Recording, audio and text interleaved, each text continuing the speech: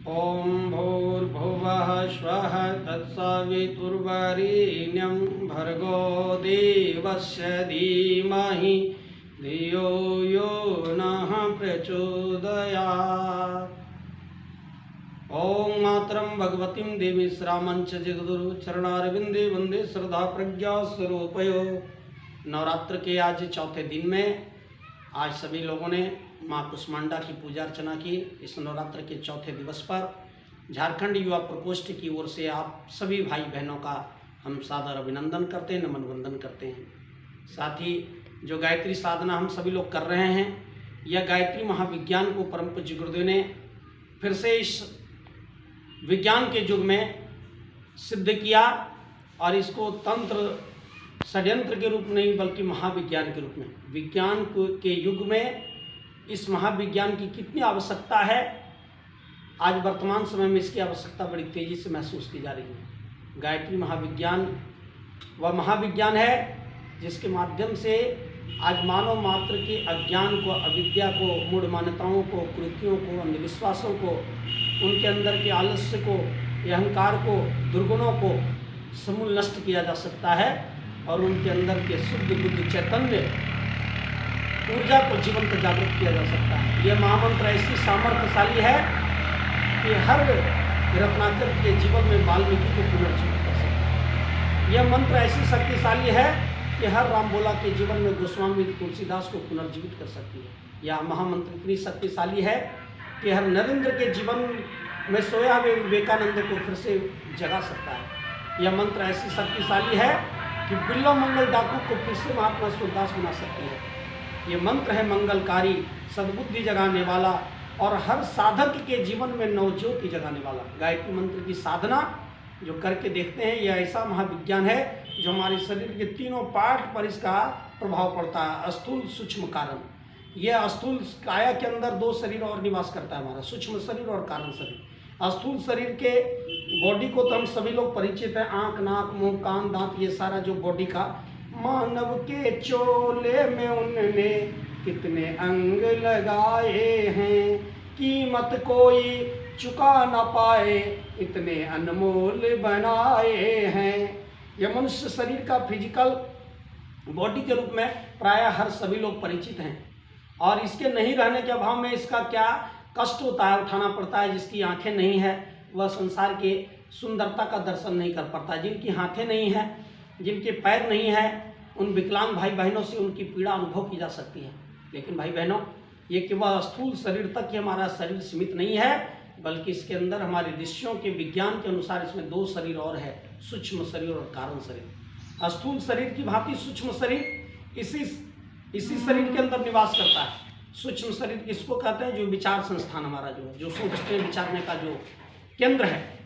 प्राय रात में जब हम सोते हैं तो सपने में एक शरीर हमारा घूमता हुआ दिखाई पड़ता है कि हम नानी के घर गए, नानी खीर बना रही थी और खाते खाते हमारी नींद खुल गई, पूरा खीर नहीं खा पाए। भाई खीर कौन खो रहा था? हमारा तो ये जो बॉडी है वो तो बेड पर ही सोया हुआ था नींद में, लेकिन वह सूक्ष्म शरीर है जिसको हमारे वैज्ञानिक ऋषियों ने बहुत पहले इस पर शोध करके सिद्ध किया था कि स्थूल शरीर के अपेक्षा सूक्ष्म शरीर हमारा 1000 गुना शक्तिशाली है और उससे भी लाखों करोड़ों गुना शक्तिशाली एक कैजुअल बॉडी कारण शरीर है, जो उसको भावनाओं का शरीर कहते हैं।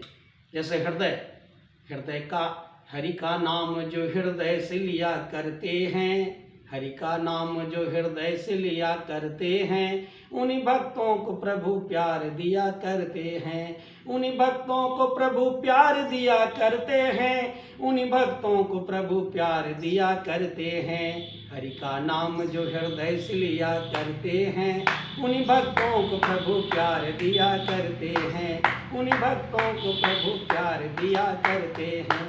भाई बहनों, ये ऋषियों का महाविज्ञान है और गायत्री मंत्र तीनों शरीर के अंदर, जैसे हिंदुस्तान की राष्ट्रीय मिठाई जलेबी को कहा जाता है। जब हमारे देश में अंग्रेज आया तो गरम गरम जलेबी जब वो सुबह सुबह नाश्ते में किया तो बहुत स्वाद आया कि ऐसा मिठाई तो हमने कहीं नहीं देखा था। अब गरम गरम जलेबी खाने के बाद वहाँ किसी से पूछा कि भाई ये जलेबी में रस कैसे घुसाया गया, कौन सा सिरिंज है और रेडिल है जिसके माध्यम से जलेबी में पूरा लबालब रस भर गया है, जो बड़ा ही अद्भुत स्वाद का है। हमारे देश का ये राष्ट्रीय मिठाई भी है।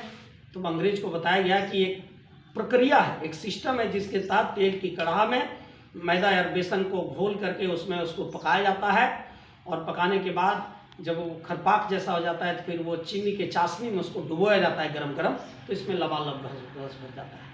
भाई बहनों, जिलेबी में रस कैसे घुसा, जिस तरह अंग्रेज को पता नहीं था, उसी तरीके से इस शरीर के अंदर, सूक्ष्म शरीर और कारण शरीर के अंदर गायत्री मंत्र की ऊर्जा किस तरीके से प्रवेश करता है, यह आज के वैज्ञानिक साइंटिस्टों को, आज के तर्कवादी सोच के लोगों को, आज के बुद्धिमानों को, आज के पढ़े लिखे लोगों को भी ये पता नहीं है कि सूक्ष्म शरीर को भी भोजन कराया जा सकता है, सूक्ष्म शरीर को भी, ये कैजुअल बॉडी को भी मजबूत बनाया जा सकता है।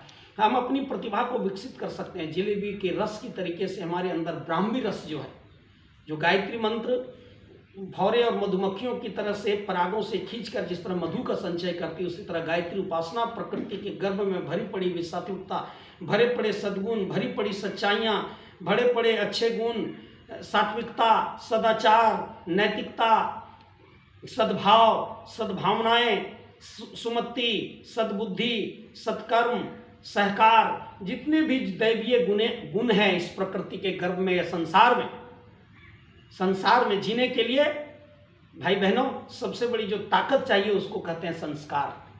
इस संसार को जीने के लिए बहुत लोगों ने सोचा हथियार से इसको हम जीत लेंगे, इसको मिसाइल से हम जीत लेंगे, इसको बम बारूद के बल पर जीत लेंगे, इसको धन दौलत के पर जीत लेंगे। लेकिन इतिहास साक्षी है कि हमारे देश में चाहे वह पूरी दुनिया को जीतने वाला, ख्वाब पालने वाला सम्राट सिकंदर भी इस देश के सूक्ष्म विज्ञान के जानकार एक ऋषि, एक साधु के सामने हमारे देश में आकर के पराजित हो जाता है, घुटना टेक देता है। उसके अंतःकरण में ज्ञान आ जाता है कि जब हम यहाँ से कुछ लेकर नहीं जाएंगे तो फिर हमने जो इतना इकट्ठा किया वो क्या होगा। भाई बहनों, एक साधु के सामने सिकंदर की आंखें खुल जाती हैं। राजा विश्वरथ जो गायत्री मंत्र के भी वर्तमान दृष्टा बने, ब्रह्म ऋषि विश्वामित्र, उनका पूर्व का नाम क्या था?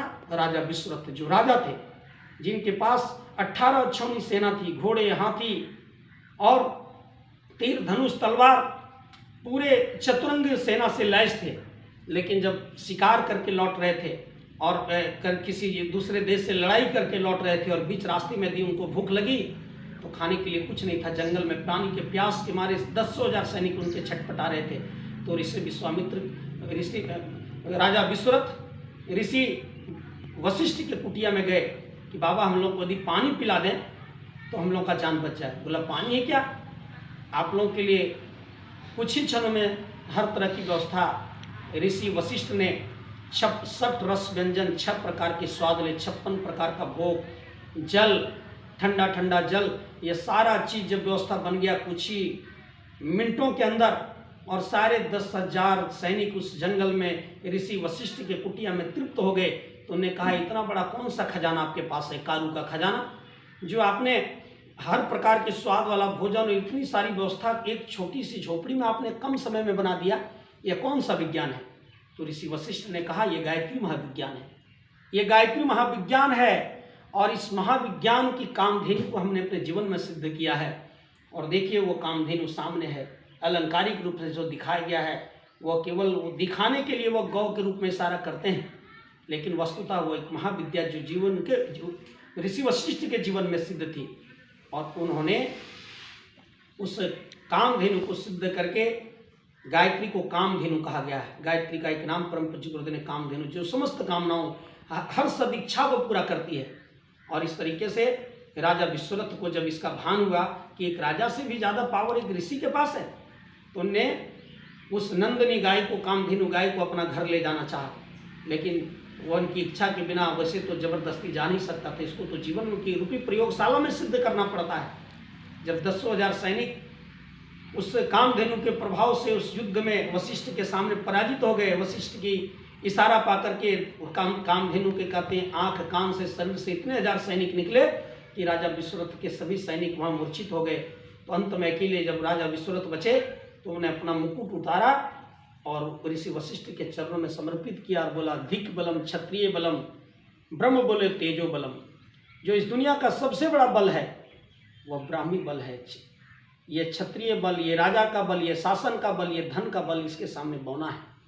और भाई बहनों, आपको विश्वास होगा, वही राजा विश्वामित्र ने वशिष्ठ से गायत्री मंत्र की उन्हें दीक्षा ग्रहण किया और फिर ने उतना कठोर तप किया, इतना कठोर तप किया, उससे सप्त ऋषियों के छत्र हरिद्वार में जाकर, जहाँ भी गायत्री परिवार का मुख्यालय बना हुआ है, शांति कुंज आश्रम, जहाँ गायत्री मंदिर में जो परिजन गए हुए हैं दर्शन करने के लिए, उनके सामने ब्रह्म ऋषि विश्वामित्र का स्टेचू लगा हुआ है, मूर्ति, सप्त ऋषियों की मूर्ति, लेकिन विश्वामित्र की मूर्ति माँ गायत्री के सामने लगा हुआ है। उसी भूमि पर कभी हजारों वर्षों पहले, लाखों वर्षों पहले जिन्होंने इस गायत्री को उस भूमि पर सिद्ध किया और ने कहा यह जीवन विद्या है, ये विश्व गायत्री मंत्र संपूर्ण विश्व का कल्याण कर सकता है, लेकिन कल्याणकारी तब बनेगा जब गायत्री मंत्र की उपासना करने वाले को विश्वामित्र की तरीके से पूरा विश्व को मित्र मानता हो, वसुधैव कुटुंबकम का भाव अपने अंदर रखता हो। और कहते हैं वह राजा विश्वरथ को ब्रह्म ऋषि विश्वामित्र के रूप में परिणत कर दिया। तो इसलिए गायत्री महाविज्ञान हमारे स्थूल सूक्ष्म कारण तीनों शरीर पर प्रभाव बांटता है। स्थूल शरीर आज रोगों का घर बना हुआ है, नाना प्रकार की व्याधियां हमारे शरीर को घर कर दिया है। पेट में गैस है, माथे में सिर दर्द है, हड्डियों के जोड़ों में दर्द है, ये कहिए कि हृदय में हृदय रोग है, हार्ट अटैक का प्रॉब्लम है, ये नसों में हमारा ब्लड प्रेशर बढ़ गया है, बीपी की बीमारी हो गई है, नाना प्रकार व्याधि मंदिरम, ये शरीर व्याधियों का मंदिर बन गया है। सूक्ष्म शरीर में दुश्चिंतन, निगेटिव चिंतन, निषेधात्मक विचारधारा, निषेधात्मक भावनाएं, किसी बहू बेटी को देखते हैं तो हमारे अंदर कुदृष्टि का भाव पैदा हो जाता है। आज के हिंदुस्तान के अखबार को पढ़िए, हजारीबाग में नैना नाम की एक बच्ची जो ग्रेजुएशन कर रही थी, वहीं हजारीबाग के कहिए कि रंजीत और संजीत नाम का दो युवा और उसके कई साथी बराबर उनके पोस्टर वीडियो उनका अपलोड करके, आपत्तिजनक वीडियो अपलोड करके, फोटो लोड करके बराबर नैना को परेशान करने का कोशिश किया और अंत में बेचारी पुलिस में भी कई बार आवेदन दी, उनकी नहीं सुने गए। अंत में कल उन्होंने अपना सुसाइड नोट कर लिख करके अपना जीवन लीला समाप्त कर। आज इतना दुश्चिंतन आदमी के मस्तिष्क में घर कर गया है, खास करके युवा पीढ़ी का मस्तिष्क पूरा फातों का, वो कहिए कि जिस तरह के डाकुओं का कोई जोन होता है, जहाँ डाकुओं का, जैसे चंबल घाटी डाकुओं के लिए प्रसिद्ध है, वैसे युवाओं का मन मस्तिष्क आज इन खुराफाती विचारों के चक्रव्यूह मकर जाल में इस तरह घुसा हुआ है कि उनको दूसरों के बहू बेटी को छेड़ने में आनंद लगता है, दूसरे बहू बेटी को परेशान करने में आनंद लगता है। प्रतिदिन रोज दुष्कर्म की घटनाएं, गैंगरेप हो गए एहसास आपके दिलों में, हो गए एहसास आपके दिलों में, जब आपके गोदों में कन्या जन्म लेगी। मैं भी 2 कन्या का पिता हूँ, हमारी 2 बच्चियां हैं, अष्टसिद्धि और 9 निधि। एक बेटी का बाप भी बेटी का दर्द समझ सकता है। इसलिए इस सूक्ष्म शरीर को, खास करके युवा पीढ़ी के मस्तिष्क के दुर्विचार और दुर्भावनाओं को भगाने का सबसे बड़ा अच्छी साधना जो है उसका नाम है गायत्री महामंत्र की साधना। ब्राह्म जैसे जलेबी में रस लबालब भर जाता है, उसी तरीके से हमारे मस्तिष्क में सद्विचारों और सद्बुद्धि का ब्राह्मी रस हमारे जीवन में घुल सकता है। करो साधना तन से मन से, जीवन का सब पाप हरो और सुंदर सुखी बनेगा जीवन, गायत्री का जाप करो। स्थूल सूक्ष्म शरीर और का सूक्ष्म शरीर को और ठीक करने का उपाय क्या है? अभी हमारे मिशन की 2 पत्रिकाएं आती हैं, अखंड ज्योति युग निर्माण मासिक पत्रिका, प्रज्ञा अभियान पाक्षिक है जो पूरे देश विदेश का समाचार प्रकाशित करता है, पॉजिटिव समाचार, दुनिया में कहाँ कौन सा अच्छा काम हो रहा है। साथ ही साथ परम पूज्य गुरुदेव ने अपने जीवन काल में 3200 पुस्तकों की रचना कर डाला। पहला इतिहास है इस दुनिया का जो एक 5वां पढ़ा लिखा व्यक्ति, जिनकी स्कूली शिक्षा गाँव में और घर पर भी 5वीं कक्षा तक, जिन्हें कलम उठाया उस गुलाम भारत के समय से, और फिर जिनकी कलम रुकी नहीं, गुलाम भारत से अखंड ज्योति पत्रिका आ रही है। 1937 फ्रीजगंज आगरा से उन्हें ट्रेडिल मशीन पर, जैसे कपड़ा के सिलाई मशीन को पैर हाथ से चलाकर कपड़ा बुनते हैं, उस तरह परम पूज्य गुरुदेव ने पहली बार 500 प्रति निकाली थी। और भाई बहनों, तब से अखंड ज्योति पत्रिका अनवरत अभी तक हम लोग के बीच आ रही है। गुरुदेव का ज्ञान शरीर, उसके अलावा युवाओं के लिए बहुत सारा पुस्तक है, विद्यार्थी क्या सफल दिशाधारा, बुद्धि बढ़ाने की वैज्ञानिक विधि, ध्यान मनोरोगों को ठीक करता है, गायत्री महामंत्र अमृत संजीवनी है। ऐसी बहुत सारी पुस्तकों का उन्होंने, मरने के बाद हमारा क्या होता है, ईश्वर कौन है, कैसा है, कहाँ रहता है, भूत कैसे होते हैं, क्या करते हैं, ईश्वर विश्वास की फलश्रुतियाँ, ईश्वर विश्वास आज सबसे बड़ी जो कमी हो गई है इस दुनिया में।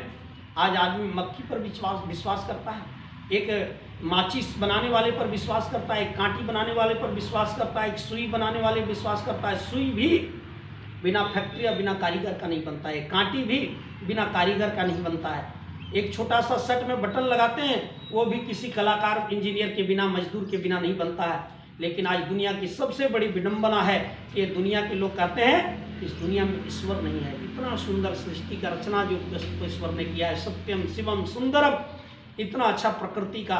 गर्मी से उबने लगते हैं, जेठ की दोपहरी में जब घास जल जाता है तो बरसात की बूंद आकर फिर से इस धरती को हरा भरा कर डालता है, बंजर धरती को फिर से धरती माँ संवर्धन कर देती है। आज धरती माता इस बरसात पानी के कारण अनाज से लद गई है, हर लोगों को अनाज मिलेगा। जब बरसात के कीचड़ से उठने लगते हैं तो न जाने कहाँ से शरद ऋतु का प्रवेश आना शुरू हो जाता है। कल से थोड़ा थोड़ा शरद ऋतु का आभास होना शुरू हो गया है, दस्तक दे रहा है। इसलिए हम लोग शारदीय नवरात्र कर रहे हैं कि गर्मी और बरसात का वो जो संक्रामक रोग है उसका प्रकोप बढ़ने वाला है और ठंडा आने वाला है। दो ऋतुओं का जहाँ मिलन बिंदु है वह हमारे ऋषियों ने इसको संध्या पर्व के नाम से नवरात्र काल घोषित किया था कि इस 9 दिन में जब हम लोग वैज्ञानिक तरीके से खान पान अपना रखें, सात्विक भोजन लें, कम भोजन लें, ब्रह्मचर्य का पालन करें, अंकुरित अनाज का सेवन करें, स्वल्प आहार लें, फलाहार लें और अधिक से अधिक जल का सेवन करें, तो 9 दिनों के पीरियड में हमारा जो गोदाम है, ये इसको लोग आज गोदाम बना दिए। ये शरीर गोदाम हो गया, पेट हमारे शरीर का। चाहे जो कुछ भी डालो, सुबह डालो शाम खाली, शाम डालो सुबह खाली, कचौड़ी जलेबी जितना कुछ डालना है, अंडा मुर्गी सारा कुछ इसमें लोग गोदाम में डालते चले जा रहे हैं और कह रहे हैं हम तो गैस के रोगी हैं, कब्ज के रोगी हैं। भाई बहनों, सात्विक भोजन जो करते रोग सदा उनसे डरते हैं। इसलिए आप लोगों से फिर से विनम्र निवेदन करते हैं कि इस महाविज्ञान को समझें, गायत्री मंत्र की महिमा को समझें और नवरात्र काल के साधना काल में हम सात्विक जीवनचर्या अपनाएं और गायत्री महामंत्र भगवान सूर्य का जो मोबाइल नंबर है प्रतिदिन 5 मिनट रिंग करें और अपने जीवन में जो हम अपने बिगड़ते हुए परिवार का, बिखरते हुए समाज का फिर से नवनिर्माण का संकल्प लें। अपने बच्चों को सुसंस्कारी बनाएं। बच्चों को सुसंस्कारी बनाने का हथियार है गायत्री मंत्र। इसलिए गायत्री मंत्र से आप अपने सुसंस्कारी भावी पीढ़ियों का भली भांति आप निर्माण कर सकते हैं। गायत्री मंत्र का आज जो तीसरा पाठ है, आयु प्राणम प्रजाम, आप सुसंस्कारी संतान अगर संस्कारी नहीं बनाए, यदि किसी माँ बहन को छेड़ा तब भी दुष्कर्म की सजा में उनको मौत मिलने वाली है और जिनके साथ ये घटना होती है उनका भी जीवन बर्बाद हो जाता है। उसके साथ साथ आपके बच्चे, दोनों स्थिति में ये घटना से चाहे बेटा हो या बेटी दोनों को रुकना पड़ेगा। और इसके लिए आप गायत्री की साधना से अपने भावी पीढ़ियों को अवश्य जोड़ें। अपने बच्चों को अंगुली गायत्री माता की अंगुली में अवश्य थमाएं। आज नवरात्र के चौथे दिन पर यही भाव भरा निवेदन के साथ अपनी बातों को समाप्त करते हैं। शांति से भी भाई बहनों को नमस्कार।